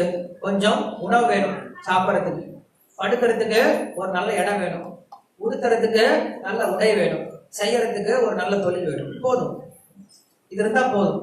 ஆனா மக்கள் என்ன பண்றோம், இதை விட்டுட்டு இன்னும் வேணும், இன்னும் வேணும், இன்னும் வேணும்னு சொல்லி இயந்திரத்தனமா ஓடுறதுனாலதான் யாருமே உட்கார்ந்த ஒரு இடத்துல சந்தோஷமா அனுபவிக்க முடியறது கிடையாது. ஓடி ஓடி அவன் வாழ்க்கைய சீக்கிரமா முடிச்சுக்கிறோம், எதையும் அனுபவிக்காமையே அவன் முடிச்சிடறான். சோ இந்த பேராசையானது இருக்கிறதுலே மிக ஒரு பெரிய பிரச்சனை. இந்த மாதிரி எல்லா பிரச்சனையும் சொல்லலாம். காமம் அப்படிங்கிறதும் மிகப்பெரிய பிரச்சனை, கோபம் அப்படிங்கிறதும் மிகப்பெரிய பிரச்சனை, பொறாமை அப்படிங்கிறதும் நமக்கு இருக்கக்கூடிய மிகப்பெரிய பிரச்சனை. சோ இந்த பிரச்சனைகள்லாம் இருக்கிறதுனாலதான் ஒருத்தன் சந்தோஷமா இருக்கிறது கிடையாது. சாஸ்திரம் என்ன பண்ணுது அப்படின்னா, நம்மளுக்கு விஞ்ஞான பூர்வமா கொண்டு போகுது. சாஸ்திரம் உடனே நம்மளுக்கு எடுத்த உடனே ஏதோ முட்டாள்தனமாவோ இல்ல உணர்ச்சி பூர்வமா பேசுறது கிடையாது. சரிப்பா, உனக்கு என்ன வேணும்? நான் சந்தோஷமா இருக்கணும், அவ்வளவுதானே, சரிங்க வா, சந்தோஷமா உனக்கு சந்தோஷத்தை நான் கொடுக்குறேன். அதுக்கு நீ என்ன பண்ணும், உன்னுடைய சந்தோஷம் பெறாம இருக்கிறதுக்கான காரணம் என்னது? உனக்கு சந்தோஷம் அடையணும் அப்படின்னு ஆசை இருக்கு, சந்தோஷத்துக்கான பொருளும் இருக்கு, ஆனா என்ன பண்ண முடிய மாட்டேங்குதுனால சந்தோஷம் அடைய முடிய மாட்டேங்குது. எல்லா பொருளுமே இருக்கு, சந்தோஷம் அடைகிறதுக்கான எல்லா தகுதியும் இருக்கு, எல்லா பொருளுமே இருக்கு, ஆனா என்ன பண்ண முடியல, அவனால சந்தோஷத்தை அடைய முடியல. காரணம் என்னது? இந்த 6 குணங்கள் தான் அவனுக்கு நடுவுல தடங்களா இருக்கு. எப்ப இந்த 6 குணங்கள்ல விலக்கிட்டையோ அப்ப நீ எப்படி இருக்கலாம், சந்தோஷமா இருக்கலாம் அப்படின்னு சொல்லு. இந்த 6 குணங்களை விளக்கிறது எப்படி பண்றது, இந்த 6 குணங்களை எப்படி எடுக்கிறது, இதுதான் சைத்தன்ய மகாபிரபு சொல்லி கொடுத்தார். என்ன சொன்னாரு? சேதோ தர்ப்பண மார்ஜனம். அவர் சொல்லக்கூடிய முதல் விஷயம், அவர் சொல்லிக் கொடுக்கக்கூடிய முதல் அறிவுரை என்னது? உங்களுடைய மனசை முதல் தூயப்படுத்துங்க, உங்களுடைய உணர்வு நிலைய, உங்களுடைய அறிவை முதல் தூயப்படுத்துங்க. சேதோ தர்ப்பண மார்ஜனம். சேதா அப்படின்னா நம்மளுடைய எண்ணங்கள், நம்மளுடைய மனசு. அது எப்படிப்பட்டது அப்படின்னா ஒரு கண்ணாடி மாதிரி. அந்த கண்ணாடியில தூசி படிஞ்சிருச்சு அப்படின்னா உங்க முகத்தை அந்த கண்ணாடியில பார்த்தா தெரிய போறது கிடையாது. அதே போல நம்ம மனசானது எப்ப இந்த காம குரோதங்களால நிரம்பி இருக்கோ, கண்ணு முன்னாடி என்ன இருந்தாலும் ஒண்ணுமே தெரியாது, மறுபடியும் நம்ம துக்கத்தெல்லாம் இருக்க போறோம். சோ என்ன பண்றாரு சைத்தன்ய மகாபிரபு சொல்லக்கூடிய முதல் விஷயம் என்னது? முதல்ல உங்களுடைய மனசை தூய்மைப்படுத்துங்க அப்படின்னு சொல்றாரு. சோ இந்த கலியுகத்துல சைத்தன்ய மகாபிரபு அந்த அவதார நோக்கம் என்ன அப்படின்னா, இந்த கலியுக மக்களுடைய அந்த அசுரத்தன்மையை போக்குறதுக்காக தான் சைத்தன்ய மகாபிரபு தோன்றார் அப்படின்ட்டு அந்த ஸ்ரீமத் பாகவதம் சொல்லுது. சாங்கோ பாங்கஸ்திர பார்ஷதம், யஜ்ஞ செயல்படுறது, அன்னதானம் பண்றது, இதெல்லாமே தர்மம் அப்படின்னு சொல்லுவாங்க. பட் தர்மம் அப்படின்ற வார்த்தைக்கான உண்மையான அர்த்தம் நமக்கு சாஸ்திரத்துல தெரிஞ்சுக்கிறோம். தர்மம் து சாட்சாத் பகவத் பிரணீதம். நம்மள இணைக்கக்கூடிய அந்த செயல்முறைக்கு பேர் தான் தர்மம் அப்படின்னு சொல்லி சொல்றோம். இல்ல அப்படின்னா நம்மளுடைய உண்மையான நிலைக்கு பேர் தான் தர்மம் அப்படின்னு சொல்லி சொல்றோம். ஒவ்வொருத்தருக்கும் ஒரு தர்மம் இருக்கு இல்லையா? தண்ணிக்கு ஒரு தர்மம் இருக்கு, நெருப்புக்கு ஒரு தர்மம் இருக்கு, சர்க்கரைக்கு ஒரு தர்மம் இருக்கு. சர்க்கரையுடைய தர்மம் என்னது? இனிப்பா இருக்கிறது. தண்ணீரோட தர்மம் குளிர்ச்சியா இருக்கிறது, ஈரத்தன்மையோட இருக்கிறது. நெருப்புடைய தர்மம் சுடுறது, வெளிச்சத்தை தருது. எனக்கும் ஒரு தர்மம் இருக்கு. இந்த ஆத்மாவான நமக்கும் ஒரு தர்மம் இருக்கு. என்னது? ஜீவேர சொரூபஹோய் கிருஷ்ணர நித்தியதா. கிருஷ்ணனுடைய தொடர்பிலே இருக்கிறதா இந்த ஆத்மாவுடைய தர்மம். மீனானது என்ன பண்ணும்? மீன் என்னைக்குமே தண்ணீருடைய தொடர்பிலே இருக்கணும். அதான் மீனுடைய தர்மம். அந்த மீனை நீங்க தண்ணியில இருந்து வெளில எடுத்துட்டீங்க அப்படின்னா அந்த மீனுக்கு நீங்க எவ்வளவு கொடுத்தாலும் அந்த மீன் திருப்தி அடைய போறது கிடையாது. ஏன்னா மீன் தன்னுடைய அதர்ம நிலையில இருக்கு. மீன் தண்ணியில இருக்க வரைக்கும் எப்பயும் சந்தோஷமா இருக்கும். அந்த தண்ணியில இருந்து நீங்க வெளில தரையில தூக்கி போட்டீங்க அப்படின்னா மீன் சந்தோஷமா இருக்க போறது கிடையாது. ஏன்னா தன்னுடைய அதர்மத்தில் இருக்கு. அதே போல இந்த ஆத்மாவானது எப்ப பரமாத்மாவான கிருஷ்ணருடைய தொடர்புலயே இருக்கோ அது வரைக்கும் இந்த ஆத்மா என்னைக்குமே ஆனந்தமா இருக்கும். எப்ப இந்த தொடர்பு விட்டு போயிடுச்சோ அப்ப இந்த ஆத்மாவுக்கு நீங்க என்னதான் கொட்டி கொடுத்தாலும் எவ்வளவு செல்வத்தை சேர்த்தினாலும் இந்த ஆத்மா திருப்தி அடைய போறது கிடையாது. இந்த ஆத்மா சந்தோஷம் அடைய போறது கிடையாது. அதனால தர்மம் அப்படின்னா எந்த ஒரு செயல்முறையானது நம்மையும் அந்த பரமாத்மாவோட பகவானான கிருஷ்ணரையும் இணைக்கக்கூடியதா இருக்கோ அந்த செயல்முறைக்கு பேர் தான் என்ன சொல்றோம்? தர்மம் அப்படின்னு சொல்லி சொல்றோம். என்ன சொல்றாங்க? 4 யுகத்துக்கான தர்மம் வேற வேற நிலையில இருக்கு. கிருதேய தியாயதே விஷ்ணு திரேதாயாம் அஜதோமகை துவாபரே பரிச்சரியாயாம் கலௌதத் ஹரி கீர்த்தனார். முதல் யுகமான சத்தியுகத்துல மக்கள் தியானம் செஞ்சு பகவானோட தொடர்புக்கு போய் பகவான் அடைஞ்சாங்க. 2வது யுகமான திரேதா யுகத்துல மக்கள் யாகங்களை செஞ்சு அந்த யாகத்தின் மூலியமா பகவானுடைய தொடர்புக்கு வந்து பகவான் அடைஞ்சாங்க. 3வது யுகமான துவாபர யுகத்துல கோவில் வழிபாடு விக்கிரக வழிபாடு செஞ்சு பகவானுடைய தொடர்புக்கு வந்து அவங்க பகவான் அடைஞ்சாங்க. ஆனா இந்த 4வது யுகமான கலியுகத்துல நம்ம தியானமும் பண்றதுக்கான தகுதி கிடையாது, யாகம் பண்றதுக்கான தகுதி கிடையாது, வழிபாடு பண்றதுக்கான தகுதியும் கிடையாது. அவங்க என்ன பண்றாங்க? இந்த கலியுகத்தில் நம்மளுக்கு ரொம்ப எளிமையான ஒரு தர்மத்தை கொடுத்திருக்காங்க. என்னது? கலௌதத் ஹரி கீர்த்தனார். ஹரேர் நாம ஹரேர் நாமைவ கேவலம் கலௌ நாஸ்தியைவ கதிரன்யதா. இந்த கலியுகத்துல இந்த வீழ்ச்சி அடைஞ்ச இந்த கலியுகத்துல ஒரு ஆத்மாவானவன் பகவானை அடையணும் அப்படின்னா அவனுக்கு வந்து இந்த ஹரிநாமத்தை தவிர வேற கதி கிடையாது அப்படின்ட்டு 3 முறை சொல்றாங்க. பகவானுடைய நாமம் மட்டும்தான் என்ன பண்ணும்? இந்த கலியுகத்துல ஒருத்தரை காப்பாத்தும். இந்த கலியுகம் அப்படின்றது மட்டும் கிடையாது. நீங்க எந்த யுகத்துல பார்த்தாலும் இந்த நாமம் தான் எல்லாத்துக்கும் காப்பாற்றும் முக்கியமான ஒரு விஷயமா இருந்தது. சத்தியுகத்துல பாத்தீங்க அப்படின்னா அங்க கஜேந்திரன் வந்து கஷ்டப்பட்டாரு. கஜேந்திரன் வந்து தண்ணியில முதல்ல கூட சண்டை போட்டு இருக்கும் போது அந்த கஜேந்திரனை காப்பாத்துறது எது காப்பாத்துனது? பகவானுடைய பெயர் சொல்லி கூப்பிட்டாரு. ஆதி மூலமே நாராயணா அப்படின்னு சொல்லி கூப்பிட்ட உடனே பகவான் அந்த பேரை கேட்டு ஓடி வந்தார். கஜேந்திரன் உடனே வந்து ஓம் ஜெய ஜெகதீஷ் ஹரே அப்படின்ட்டு ஆரத்தி தான் பண்ணல. இதை யாகம் பண்ணாரா? கஜேந்திரன் வந்து யாகம் பண்ணாரா? யாகம் பண்ண முடியாது. அந்த மாதிரி ஒரு ஆபத்தான சூழ்நிலை நீங்க என்ன பண்ண முடியும்? ஒண்ணுமே பண்ண முடியாது. பூஜை பண்ணும் அப்படின்னா நேரம் வேணும், உங்களுக்கு பொறுமை வேணும், மன ஒருமைப்பாடு வேணும். நம்ம கிட்ட கிடையாது அது. அந்த ஆபத்தான சூழ்நிலை நீங்க எப்படி பகவானை கூப்பிட போறீங்க? எப்படி பூஜை பண்ண போறீங்க? எப்படி யாகம் பண்ண போறீங்க? எப்படி தியானம் பண்ண போறீங்க? கண்டிப்பா முடியாது. அதே போல நீங்க திரௌபதியை பாத்தீங்க அப்படின்னாலும் அந்த சபையில திரௌபதியை வந்து கிருஷ்ணர் காப்பாத்துறாரு அப்படின்னா அதுக்கான ஒரே ஒரு காரணம் என்னது? ஹே துவாரகர்களே அச்சுத கோவிந்த ரக்ஷமாம் சரணாகதம் அப்படின்ட்டு அவங்க எப்ப கிருஷ்ணோட பேர் சத்தமா சொல்லி கூப்பிட்டாங்களோ கிருஷ்ணர் உடனே வந்தார். அங்க வந்து திரௌபதி வந்து எங்க ஒரு கற்பூரம் கொண்டு வாங்க, அகரபத்தி கொண்டு வாங்க, கொஞ்சம் பூ கொண்டு வாங்க, தேங்காய் பழம் உடைச்சி ஒரு பூஜை பண்ணலாம், கிருஷ்ணர் வருவார் அப்படின்னு நினைச்சாரு. நினைக்கல. அப்ப முடியவும் முடியாது, அப்படி செய்யவும் முடியாது திரௌபதினால. இல்ல உட்காந்து தியானம் பண்ணிட்டு இருந்தாங்களா? ஓம் கிருஷ்ணாய நமஹ அப்படி தியானம் பண்ண முடியாது. தியானம் பண்ண முடியாது இல்லையா? இல்ல யாகம் பண்ண முடிஞ்சதா? யாகம் பண்ண முடியாது. என்ன பண்ணாங்க? அவங்க கிட்ட இருந்த ஒரே ஒரு விஷயம், அன்னைக்கு கிருஷ்ணருடைய பெயரை சத்தமா சொல்லாங்க. கிருஷ்ணர் உடனே வந்தார். சோ இந்த விஷயத்த நம்ம எந்த இடத்துல பார்த்தாலும் பிரகலாதன் என்ன பண்ணாரு? பகவானுடைய நாமத்தான் சொல்லிட்டு இருந்தார். எப்பயுமே என்ன சொல்லிட்டே இருப்பாரு? ஓம் நமோ பகவதே வாசுதேவாய, ஓம் நமோ நாராயண, ஹரே கிருஷ்ணா அப்படின்ட்டு எப்பயுமே நாமத்தை சொல்லிட்டே தான் இருப்பாரு. சோ இப்படி நீங்க இந்த கலியுகத்துல மட்டும் யார் ஒருத்தருக்கு இந்த உலகத்துல மோட்சம் அப்படின்னு அடையணும் அப்படின்ற ஆசை இருக்கும், என்ன பண்ணுங்க, எல்லாரும் ஓம் நமோ நாராயணாய நமஹ அப்படின்ற பகவானுடைய நாமத்தை சொல்லுங்க அப்படின்னு சொல்றாரு. நம்மளுக்கு கீர்த்தனை பண்ண சொல்றாங்க. நம்மால என்ன சொல்றாரு, கண்ணன் கலனை நன்னும் மனமுடையீர் என்னும் திருநாமம் திண்ணம் நாரணமே அப்படின்னு சொல்றாரு. நீங்க பகவானை அடையணும் அப்படின்ற ஆசை இருந்துச்சு அப்படின்னு நினைச்சா இங்கே ஒரு ஆள் இருக்கீங்களா? இந்தியாவில மட்டும் என்னைக்குமே நம்ம தனியார் இடத்த எங்கேயும் பார்க்க முடியாது. இந்தியாவில எங்க போனாலும் எல்லாம் இருப்பாங்க, கண்டிப்பா மக்கள் இருந்துட்டே இருப்பாங்க. இந்தியாவில தனிமை அப்படிங்கிறதுக்கான வாய்ப்பே கிடையாது. ஸோ அப்படி அவர் உட்கார்ந்து இருக்கும் போது, சரி சாமி நான் உங்களுக்கு தர்ப்பணம் பண்ணி கொடுக்குறேன்னு சொன்னா அந்த என்ன சொல்றான், இதை செஞ்சு கொடுங்க, காசு இப்போ என்கிட்ட கிடையாது, நான் அப்புறம் தான் கொடுப்பேன். சரி அப்புறம் கொடுங்க சாமி அப்படின்றது. எவ்வளவு காசு? 2 ரூபா. சரி பண்ணுங்க. தர்ப்பணம்லாம் பண்ணி முடிச்சிட்டாரு. அவர் வீட்டுக்கு போயிட்டார். காசு கொடுக்கறது மறந்தே போயிட்டார். என்ன பண்ணாரு, பகவான் மறுபடியும் அங்க வராரு. சரி அவங்க கிட்ட பணம் வாங்கலாம் அப்படின்னு சொல்லிட்டு வாங்க வராரு. வாங்கினா அவங்க மனைவி தான் வெளில வராங்க. இப்போ அவங்க கணவனை பார்க்க வந்திருக்கேன், கூப்பிடுங்க. வீட்டில் போய் சொல்றாங்க, உங்களை பார்க்க சாமி வந்திருக்காரு, 2 ரூபா கொடுக்கணும்ல, கொடுத்துருங்க. ஐயோ 2 ரூபா வாங்க வந்துட்டாரா, கரெக்டா? சரி நான் வீட்டுல இல்ல, வெளில போயிட்டோன்னு சொல்லி அப்படின்னு சொல்றாங்க. உள்ள வந்து சொல்றாங்க வெளில போயிட்டாங்க அப்படின்னு. சரி பரவாயில்ல, எனக்கு வெளில ஒன்றும் வேலை கிடையாது, நான் கொஞ்ச நேரம் இங்க வெயிட் பண்ணி பார்த்துட்டு போறேன் அப்படின்னு சொல்லி உட்காந்துட்டேன். வந்து உள்ள சொல்றாங்க. உடனே அவர் நினைக்கிறேன், என்னடா போக மாட்டேங்கிறாரு, அவர் வந்து ரொம்ப உடம்பு முடியாம படுத்துட்டு இருக்காரு, 3 நாளா உடம்பு சரியில்லை, எந்திரிக்கவே முடியல, போய் சொல்லுங்க அப்படின்றது. அந்த மாதிரி சொல்றாங்க, உடம்பே முடியல, 3 நாள் எந்திரிக்கல.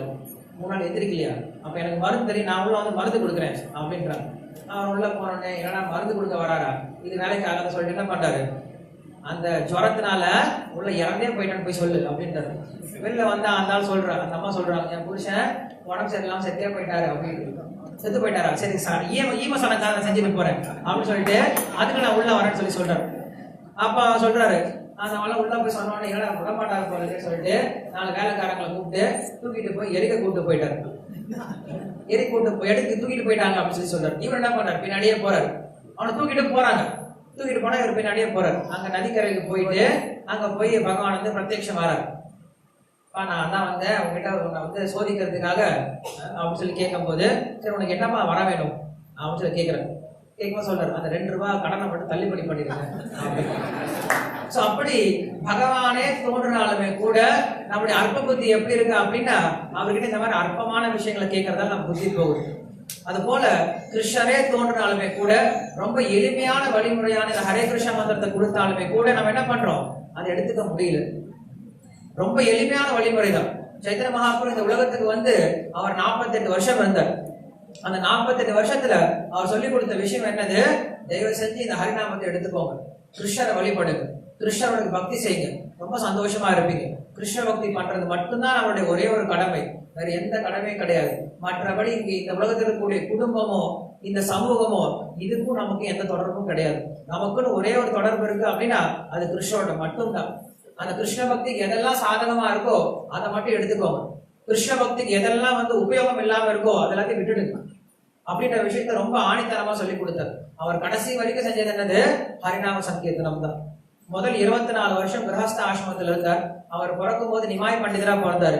பெரிய சாஸ்திர வித்வானா பிறந்தார். அவருக்கு தெரியாத சாஸ்திரம் கிடையாது. அவ்வளவு பெரிய பண்டிதரா இருந்தார். எப்படிப்பட்ட பண்டிதரா இருந்தார் அப்படின்னா, ஒரு முறை அவர் ஒரு பண்டிதரை சந்திக்கிறார். அந்த பண்டிதருக்கும் நிமாய் பண்டிதருக்கும் ஒரு முறை போட்டி நடக்குது. அந்த போட்டியில அந்த பண்டிதர் வந்து எப்படிப்பட்டவர் அப்படின்னா, தாளமேக புலவர் சொல்லி சொல்லுவோம் தெரியுமா தமிழ்ல. தாளமேக புலவர் என்ன எப்படிப்பட்டவர், அவர் சொல்லக்கூடிய அந்த விருத்திகள் வந்து எப்படி இருக்குமா, மேகம் மழை பொழிகிற மாதிரி சண்டை சண்டை சண்டை சண்டை வந்துட்டு இருக்குமா, யாருமே நிறுத்த முடியாது. அந்த மாதிரி அவர் மனசுல ஒரு விஷயத்த நினைச்சிட்டார் அப்படின்னு அவ்வளவு விஷயத்த பேச முடியுமா காலமேக புலவர் அப்படின்னு. சோ அப்படிப்பட்ட ஒரு பண்டிதர் தான் அவர். அவர் என்ன பண்றாரு, சைத்தன்ய மகாபிரபு கிட்ட பேசிட்டு இருக்கும் போது சைத்தன்ய மகாபிரபு சொல்றாரு, அப்ப நிமாய் பண்டிதர் சொல்றாரு, நீங்க வந்து கங்கையை பத்தி புகழ்ந்து பேசுங்க அப்படின்னு சொல்றாரு. உடனே அந்த பண்டிதர் கங்கையை புகழ்ந்து பேச ஆரம்பிக்கிறார். எவ்வளவு ஸ்லோகத்தை பேசுறாரு, ஒரு ஸ்லோகம் கிடையாது, 2 ஸ்லோகம் கிடையாது, 100 ஸ்லோகத்தை பேசுறாரு. கங்கையை புகழ்ந்து 100 ஸ்லோகத்தை அப்பயே கம்போஸ் பண்ணி அப்பயே பேசிட்டாரு. இப்ப நம்ம கிட்ட யாராவது கிருஷ்ணனுடைய பெயரை 100 சொல்லுங்க அப்படின்னு சொன்னா நம்ம என்ன பண்ணுவோம், யோசிக்க ஆரம்பிச்சோம். 100 பேரை தேவை கிடையாது, 10 பேரை தொடர்ந்து சொல்லுங்க, கிருஷ்ணனுடைய 10 பேரை சொல்லுங்க அப்படின்னா நாம போடுற பேரை தவிர மற்ற பேரை அவளுக்கு தெரியாது. கிருஷ்ணனுடைய விருந்தாவனத்தில் இருக்கக்கூடிய 10 பேரை சொல்லுங்க அப்படின்னா கஷ்டம். விஷ்ணு சாஸ்திரநாமம் தெரிஞ்சா தப்பிச்சுக்கலாம். விஸ்வசாசனம் தெரிஞ்சா 1000 பேர் தப்பிச்சுக்கலாம். சோ அப்படி நமக்கெல்லாம் அவ்வளவு புத்தி எல்லாம் கிடையாது. உடனே கடற்கடன் சொல்ற அளவுக்கு புத்தி எல்லாம் கிடையாது. ஆனா அந்த புலவர் என்ன பண்ணாரு, ஒரு அப்படி மலை பொழிஞ்ச மாதிரி, இடி இடிச்சு மலை பொழிஞ்ச மாதிரி சட சட சட சடன்ட்டு 100 ஸ்லோகங்களை சொல்லி கொட்டிட்டார். எதை புகழ்ந்து? கங்கையை புகழ்ந்து. சைத்தன்ய மகாபிரபு கேட்டார், நிமாய பண்டிதர் கேட்டார். சைத்தன்ய மகாபிரபு இன்னொரு பேர் நிமாய பண்டிதர், சின்ன வயசுல சன்னியாசம் எடுக்காத முன்னாடி. சோ கேட்டுட்டு ரொம்ப நல்லா இருக்கேன், ஆஹா ரொம்ப நல்லா இருக்கேன் அப்படின்னு சொல்லிட்டு, இந்த ஸ்லோகத்தில் இருக்கக்கூடிய நிறை குறைகள் நீங்களே சொல்லிருங்க அப்படின்னு சொல்றாரு. அந்த பண்டிதருக்கு கோவம் வந்துருச்சு. என்னது, ஏன் ஸ்லோகத்துல குறை இருக்கா? ஏன் ஸ்லோகத்துல குறையெல்லாம் இருக்கிறதுக்கு வாய்ப்பே கிடையாது அப்படின்னு சொல்றாரு. சைத்தன்ய மகாபிரபு சொல்றாரு, இல்ல உங்க ஸ்லோகத்துல தப்பு இருக்கு, நான் கண்டுபிடிச்சிருக்கேன் அப்படின்னு. தப்பு இருக்கா? நான் சொன்ன வேகத்துக்கு ரெக்கார்ட் பண்ணி கேட்டா கூட அந்த ஸ்லோகத்துக்கான அர்த்தம் தெரியாது. நான் அவ்வளவு வேகமா சொல்லியிருக்கேன். நீ அதை கேட்டுட்டு அதை தப்பு கண்டுபிடிச்சிருக்க அப்படின்னா எனக்கு நம்ப முடியல. நீ சொல்லி பார்க்கலாம் அப்படின்னு சொல்றாரு. அப்ப சைத்தன்ய மகாபிரபு என்ன பண்ணாரு, அதுல 40வது ஸ்லோகத்தை ஒரு ஸ்லோகத்தை எடுக்கிறாரு. 40வது ஸ்லோகத்தை எடுத்துட்டு, இன்னைக்கு எனக்கு நேரம் கிடையாது, நேரம் கிடைச்சா உங்களுக்கு அதெல்லாம் காட்டியிருப்பேன். அந்த ஸ்லோகத்தை எடுத்துட்டு அந்த ஸ்லோகத்தில் இருக்கக்கூடிய அலங்காரங்களை எடுத்து சொல்றாரு. அந்த ஸ்லோகமானது முதல் லைன்ல ஒரு எழுத்துல ஆரம்பிச்சிருக்கும், கடைசியில முடியும் போது மலைய எழுத்துல முடிச்சிருக்கும். அதே மாதிரி 2வது லைன்லயும் முதல் எழுத்து ஒரே மாதிரி இருக்கும், கடைசி எழுத்து ஒரே மாதிரி இருக்கும். 3வது லைன்லயும் முதல் எழுத்து ஒரே மாதிரி இருக்கும், கடைசி எழுத்து ஒரே மாதிரி இருக்கும். அதே மாதிரி லக்கார டக்காரங்கள், அந்த வார்த்தை பேசும்போது எப்படி இருக்கும், லக்கார டக்காரங்கள் அந்த எதுகை மோனையோட அந்த ஸ்லோகத்தை வடிவமைச்சிருப்பார். அதே மாதிரி நிறைய அலங்காரங்களை கொடுத்திருப்பார், நிறைய உண்மைகளை கொடுத்திருப்பார். சோ இப்படி இவ்வளவு விஷயங்களை பேசும் பொழுது என்ன பண்ணாரு சைத்தன்ய மகாபிரபு, அந்த ஸ்லோகத்தில் இருக்கக்கூடிய அவ்வளவு குணங்களை எடுத்து சொல்றாரு.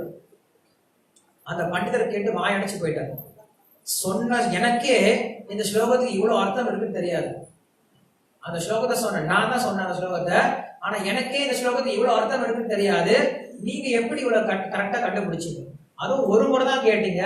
ஒரு முறை கேட்டது மட்டும் கிடையாது, அந்த ஸ்லோகத்தை நீங்க என்ன பண்ணிருக்கீங்க, முழுசா ஆராய்ஞ்சிருக்கீங்க. ஆராய்ந்து அந்த ஸ்லோகத்தில் இருக்கக்கூடிய எல்லா விதமான குணங்களையும் சொல்லிட்டீங்களே, நீங்க சாதாரணமா நபர் கிடையாது அப்படின்னு சொல்றாங்க. அதுக்கப்புறம் அந்த ஸ்லோகத்தில் இருக்கக்கூடிய நிறைய குறைகளையும் சொல்ல ஆரம்பிக்கிறார், தப்பையும் சுட்டி காட்டுறார். பவானி பர்த்துகு அப்படின்ற ஒரு வார்த்தை எடுத்துக்கிட்டு, பவானி பர்த்துகு அப்படின்னா, பவானி அப்படின்னாவே சிவனுடைய கணவன் அப்படின்னு அர்த்தம். சிவனுடைய கணவனுடைய கணவன் அப்படின்னு அந்த வார்த்தை. பவானி பர்த்துகு அப்படின்னா சிவனுடைய கணவனுடைய மனைவி அப்படின்னு அர்த்தம். இந்த வார்த்தைக்கு அர்த்தம் இல்லாம போயிடும். சோ இந்த வார்த்தையை நீங்க உபயோகப்படுத்துறது அர்த்தம் இல்லாம போயிடுச்சு அப்படின்னு அந்த இடத்துல சொல்றார். அந்த பண்டிதர் ஒத்துக்கிட்டார். சோ அப்படி நிமாய் பண்டிதர் என்ன பண்றாரு, சின்ன வயசுல அவ்வளவு சாஸ்திர பூர்வமா அவ்வளவு விஷயங்கள் தெரிஞ்சவரா இருந்தார். அவர் என்ன பண்றாரு, எவ்வளவு பெரிய பண்டிதரா இருந்தாலும் ஒரு குருவை போய் அணுகிறார். கண்டிப்பா ஆன்மீகத்துல முன்னேறணும் அப்படின்னா நம்ம எவ்வளவு பெரிய பண்டிதரா இருந்தாலும் ஒரு குருவை அணுகணும். அவர் என்ன பண்றாரு, ஈஸ்வரபுரி அப்படின்ற ஒரு குருவை அணுகிறார். அந்த குரு என்ன பண்றாரு, அவருக்கு முதல்ல விஷயங்களை சொல்லி கொடுக்கிறார். கயா கஷேத்திரம் போறார். சைத்தன்ய மகாபிரபு கயாவுக்கு போறார். கயால போய் விஷ்ணு பாதத்தை தரிசனம் பண்ணிட்டு ஈஸ்வரபுரி கிட்ட தீட்சை வாங்கிக்கிறார். சோ தீட்சை வாங்கும் போது என்ன பண்றாரு, அங்க ஈஸ்வரபுரி சைத்தன்ய மகாபிரபு ஒன்னு சொல்றாரு, ஏப்பா நீ பெரிய பண்டிதரா இருக்க, ஆனா உண்மையில உனக்கு எதுவுமே தெரியல, நீ இருக்கிறதுலே மிகப்பெரிய முட்டாள். நீ பண்ண வேண்டியது என்னது, உன்னுடைய எல்லா பண்டித தன்மையும் தூரம் வச்சுட்டு நீ பண்ண வேண்டியது என்னது, ஹரே கிருஷ்ணா கிருஷ்ணா கிருஷ்ணா ஹரே ஹரே, ஹரே ராம ராம ராம ஹரே ஹரே அப்படின்னு இந்த மகாமந்திரத்தை மட்டும் ஜபம் பண்ணிட்டு போதும் அப்படின்னு சொல்லிட்டு அனுப்பிச்சு விட்டார். சோ எப்ப சைத்தன்ய மகாபிரபு இந்த ஹரே கிருஷ்ணா மந்திரத்தை வாயில எடுத்தாரோ அப்ப இருந்து அவர் பைத்தியம் ஆயிட்டார். அதுக்கப்புறம் அவரால் எதையுமே பண்ண முடியல. இந்த ஹரே கிருஷ்ணா மந்திரம் சொல்றதை தவிர அவரால் எதுவுமே பண்ண முடியலையா. அவருடைய வாய் மூடினாலுமே கூட என்ன பண்ணல, அவருடைய வாய் மூட முடிய மாட்டேங்குது. இந்த ஹரே கிருஷ்ணா மந்திரத்தை அவர் தானாவே சொல்லிட்டு இருக்கார். திடீர்னு மறுபடியும் குரு கிட்ட ஓடி வர்றார், ஈஸ்வரபுரி கிட்ட வர்றார். வந்து கேட்கிறார், குரு மகாராஜ் என்ன பண்ணீங்க, என்ன ஏன்பா என்னாச்சு, நீ கொடுத்த மந்திரம் என்ன பைத்தியக்காரனா மாத்திருச்சு, ஏன் என்னாச்சு, நீங்க ஹரே கிருஷ்ணா மந்திரம் சொல்ல சொன்னீங்க, நானும் ஹரே கிருஷ்ணா மந்திரம் சொல்ல ஆரம்பிச்சேன், என்னமோ பண்ணுது எனக்கு, இந்த மந்திரத்தை தவிர என்னால எதுவுமே பேச முடியல. சாப்பிடும் போது, குடிக்கும் போது, ஈவன் மலஜலம் கழிக்கும் போது, எந்த ஒரு சமயத்துல எனக்கு இந்த ஹரே கிருஷ்ணா மந்திரம் ஓடிக்கிட்டே இருக்கு. பசங்களுக்கு நான் தான் சொல்லி கொடுக்கலான்னு போனாலும் என்ன பண்ணுது, இந்த மந்திரம் தான் வாயில வருது. என்னால இந்த மந்திரம் தவிர எதையுமே சொல்ல முடியலையே, ஏன் இப்படி ஆகுது அப்படின்னு சொல்லி கேட்கும் பொழுது ஈஸ்வரபுரி சொல்றார், சரியா செய்யற நீதான்.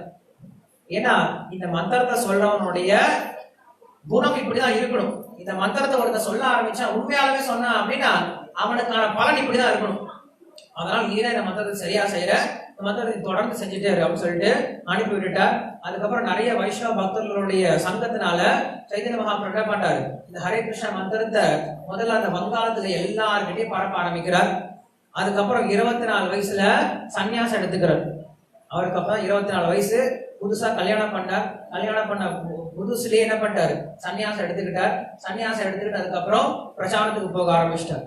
அவர் மொத்தம் இந்த உலகத்துல இருந்தது வருஷம் 48 வருஷம்.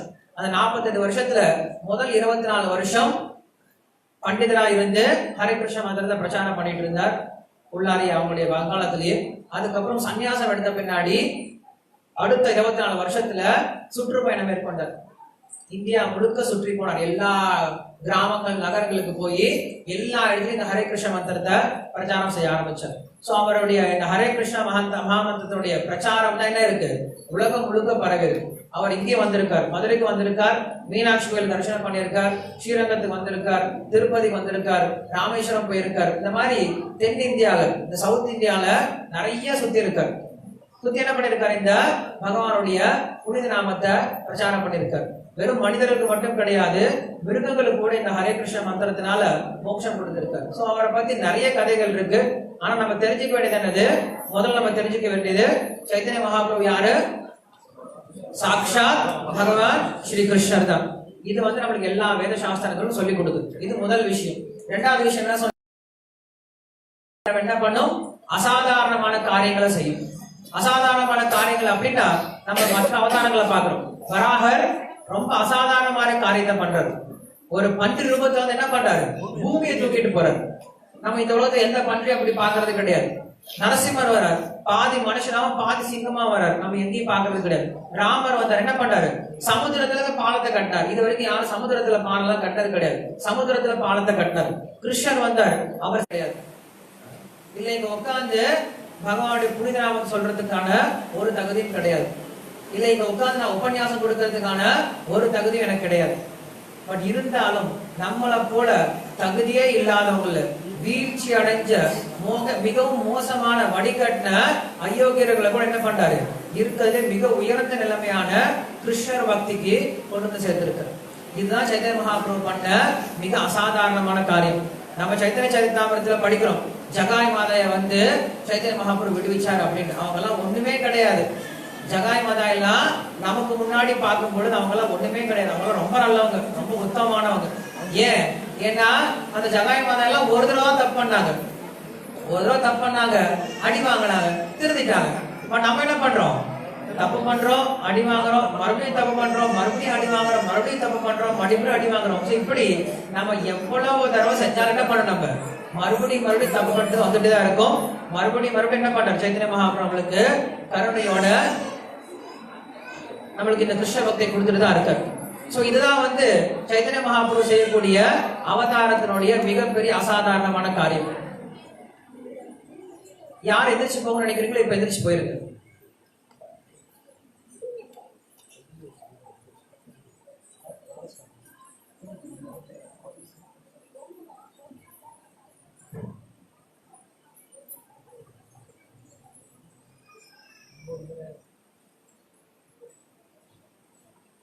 சோ இதான் நம்மளோட துரதிருஷ்டமான நிலை.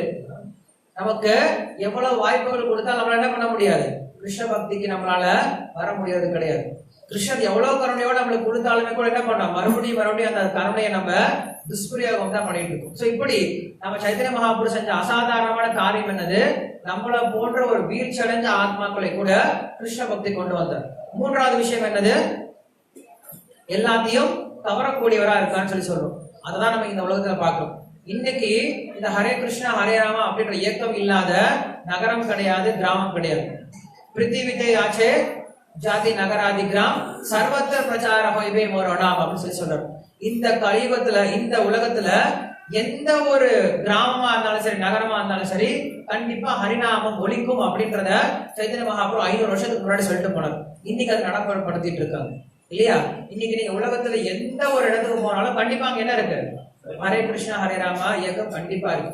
அங்க இருக்கக்கூடிய மக்கள் கண்டிப்பா கிருஷ்ணோட பேரை சொல்றாங்க. கண்டிப்பா உங்களுக்கு சைத்தன்ய மகாபிரபு தெரிஞ்சிருக்கு.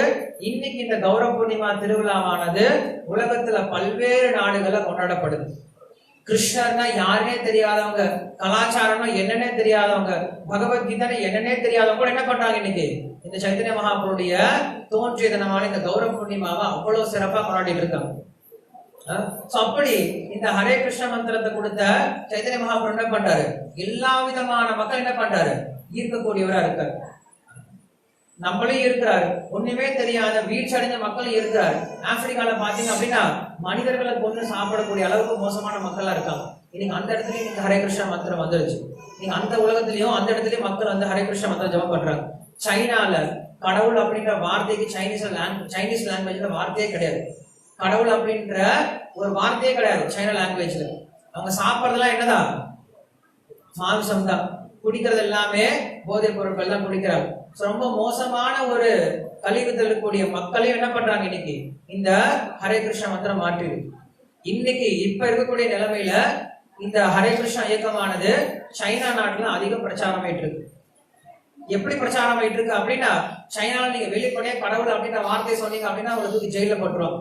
வெளிப்படையா நீங்க கடவுள் அப்படின்ற வார்த்தையை சொல்ல முடியாது. பகவத்கீதையை வெளிப்படையா நீங்க பேச முடியாது. இந்த மாதிரி உட்காந்து ஹரிநாமமோ இல்ல கோயில் ஓபன் பண்ணி பூஜை எல்லாம் பண்ண முடியாது. செஞ்சோம் அப்படின்னா தேச துரோகம். ஆனா என்ன பண்றாங்க, அந்த ஊர்ல ஏதோ ஒரு புஸ்தகத்தோட கவரை போட்டு உள்ளார பகவத்கீதை அப்படின்றத வச்சு வெளில பகவத்கீதை விநியோகம் பண்ணிட்டு இருக்காங்க பக்தர்கள். ஒவ்வொரு முறையும் அந்த பக்தர்களை பிடிச்சாங்க அப்படின்னா தூக்கிட்டு போய் ஜெயில போட்டாங்க அப்படின்னா வெளில விடுறது ரொம்ப கஷ்டமாயி போயிடும். அப்படிப்பட்ட நிலைமை என்ன பண்றாங்க, அங்க இருக்கக்கூடிய பக்தர்கள் மக்களுக்கு இந்த ஹரிநாமத்தை பத்தி சொல்லிக் கொடுக்கணும், கிருஷ்ணரை பத்தி சொல்லிக் கொடுக்கணும் அப்படின்ட்டு தன்னுடைய வாழ்க்கையவே என்ன பண்றாங்க, பணையம் வச்சு இந்த பக்தி பிரச்சாரத்தை பண்ணிட்டு இருக்காங்க. அப்படிப்பட்ட வாழ்க்கையை பணையம் வச்சு ஒருத்தர் பக்தி பிரச்சாரம் பண்ணும் அப்படின்னா அவ்வளவு ஈர்ப்பு இல்ல அப்படின்னா ஏன் பண்ணுவாங்க? யாரும் பணம் கொடுத்துதான் பண்ண வைக்கிறது கிடையாது. நீங்க சைனா போய் பிரச்சாரம் பண்ணுங்க, உங்களுக்கு இவ்வளவு மாசம் உங்களுக்கு வந்து இவ்வளவு சேலரி கொடுக்குறோம் யாரும் சொல்றது கிடையாது.